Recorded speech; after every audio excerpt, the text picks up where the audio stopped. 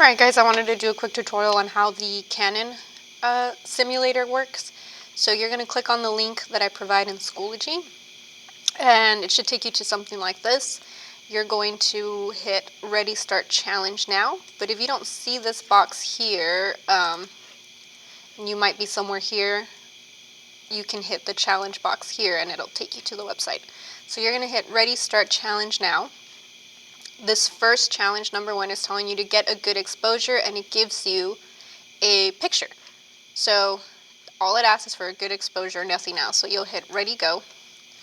This is your exposure meter, so you just want to make sure that this guy is somewhere in the middle here by fixing some of these settings here.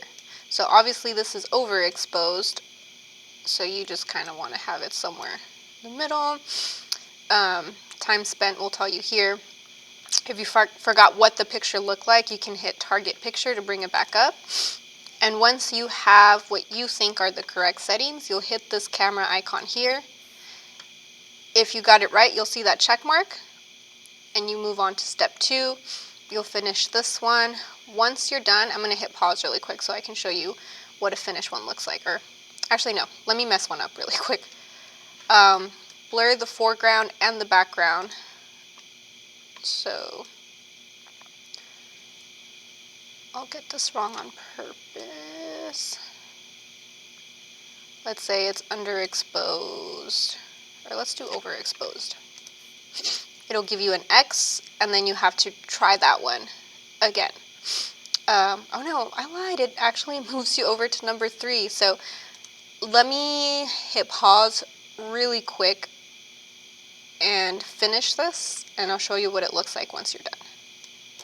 Okay, so once you're done, it should look something like this. Whatever you got wrong, it'll have an X, and you're being graded on you getting all of them right. Okay, if you want to try to get all of them right again, you'll hit try again, and you'll try one more time. But if you're happy with your score, you're going to go to Launchpad, look for your screenshot. Sorry, I have 2 monitors. So, I'm going to hit escape because I'm totally missing my score over here. Try that one more time. Okay. And then you're going to hit capture, and I want that screenshot uploaded to the assignment. Again, if you're using a Mac, it gets saved to your desktop. Actually, I think I might have done it as a copy. So let me do that one more time. I've changed my screenshot settings, so I have to make sure that I go to options.